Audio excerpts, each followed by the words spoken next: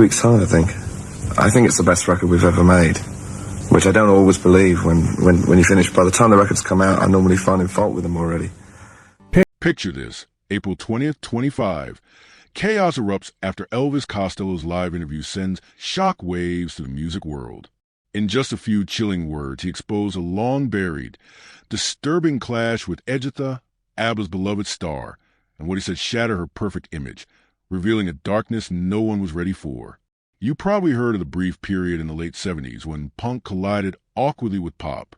ABBA was at their commercial peak, while Elvis Costello was cutting to the mainstream with razor-sharp lyrics and an acid tongue. But one night in 1979 changed everything. Picture this, a smoky industry party in London, champagne flowing, egos clashing beneath the glittering lights. That's where Costello and Agnetha collided. Two worlds that were never meant to meet. At first it was small talk, but then came the moment. Elvis, always blunt, reportedly sneered at ABBA's polished image, accusing Agnetha of being a puppet. The room fell silent. Witnesses say Agnetha's face went pale. Then she exploded. No one heard what she shouted back. But the tension was nuclear. She stormed out. He didn't follow.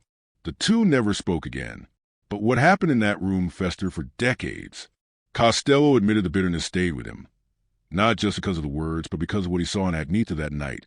A woman hiding deep insecurity behind icy control. A performer so fragile, so obsessed with perfection she couldn't bear to be questioned. A star who, despite all her success, radiated loneliness. And that was just the beginning. Agnetha's conflicts weren't limited to her band or the stalker. Offstage, she had a reputation that left many shaken. Over the years, she clashed with key figures in the music industry, particularly during her solo career. Producers whisper behind closed doors about her obsession with control. Recording sessions turned tense. Some left the studio in tears. Others simply refused to work with her again. She rejected major collaborations, including a rumored duet with Phil Collins, claiming she didn't want to share the spotlight or compromise her vision. To some it was independence. To others it was pure arrogance.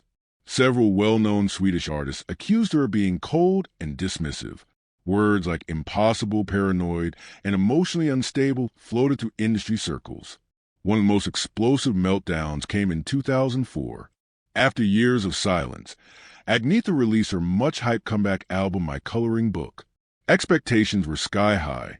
She promised a European promo tour, agreed to press interviews, and then she disappeared.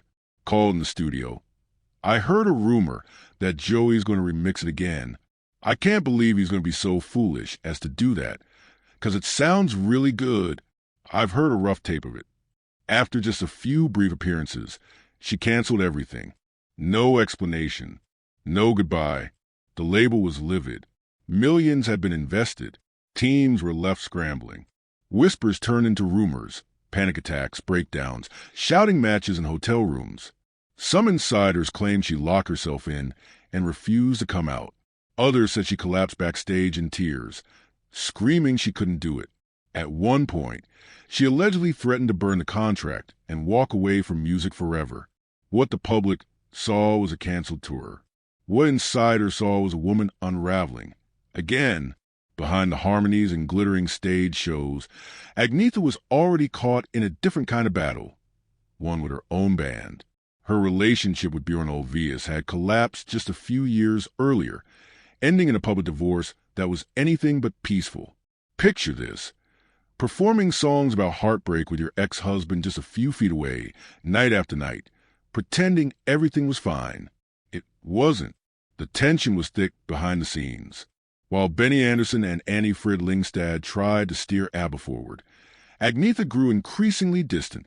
Her refusal to fly due to her fear of airplanes only widened the cracks. She missed promotional tours, skipped studio sessions, and was often labeled difficult by their management. But it was more than just stress. By 1981, she was emotionally unraveling. Think of a woman torn between superstardom and motherhood. While the world celebrated her success, Agnetha was quietly battling guilt and despair over being away from her children. She once said in a rare Swedish interview that every time she left home, her daughter would cry at the window and she would cry on the plane. It haunted her. Her desire to stay close to her kids led to more canceled appearances, strange schedules, and eventually a full retreat from the spotlight. But behind that retreat was also something darker. Rumors swirled in Stockholm's media circles about a breakdown in 1982, just before ABBA's unofficial split. Friends say Agnetha became paranoid, locked herself in her house for days, and grew terrified of public life. Her fairy tale was crumbling, and few people knew how badly she was suffering. When ABBA ended, Agnetha didn't just step back. She vanished. She retreated into the cold silence of the Swedish countryside, thinking isolation would protect her. She chose the quiet, the trees, the distance from stage lights and applause. But the press didn't let go. They stalked her like wolves, hungry for a glimpse, for a scandal, for any trace of the golden girl who had disappeared. Peace never came. Instead came betrayal. Her short romance with Detective Torbjörn Brander, someone she had trusted during a vulnerable time, turned into a media-feeding frenzy.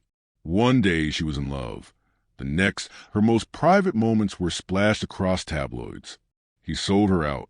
Photos, stories, bedroom details. Everything had a price. Agnetha felt humiliated, hunted. Her trust shattered like glass. Her heart slammed shut. But worse was coming. Then entered Go Vandegraff. At first he was just a fan, then a face in the crowd, then a shadow that never left. His admiration spiraled into a chilling obsession. He followed her, moved near her, sent her letters laced with devotion and delusion. He stared through her windows. She called the police, terrified. A restraining order came, but he came back again and again and again.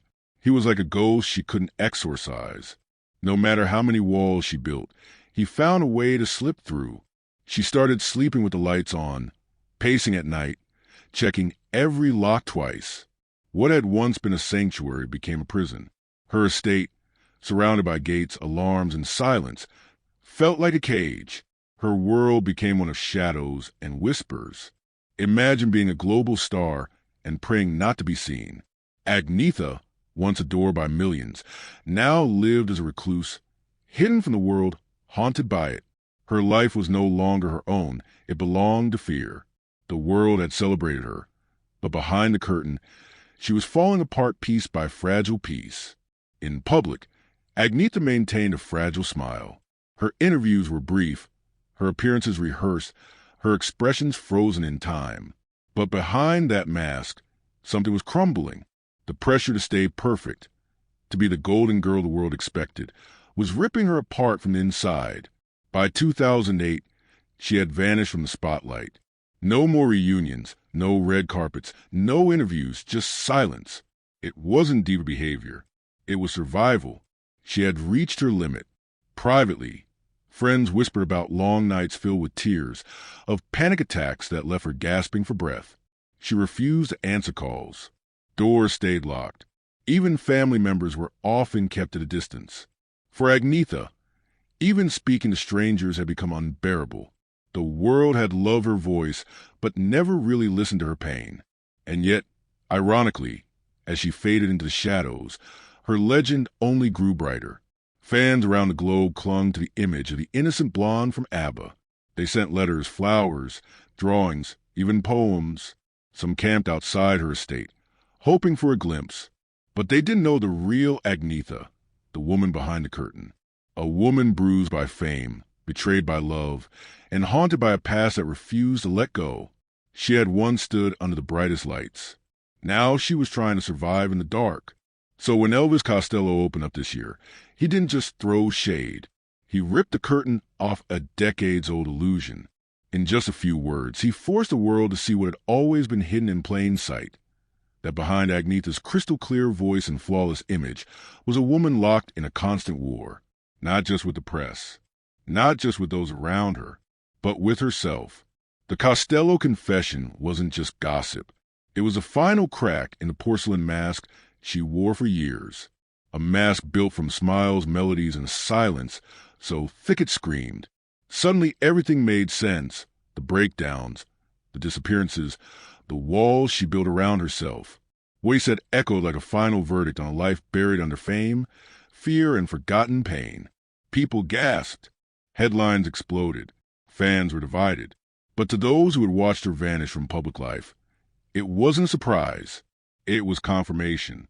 Confirmation that the woman who once lit up the world's biggest stages had been screaming in silence all along.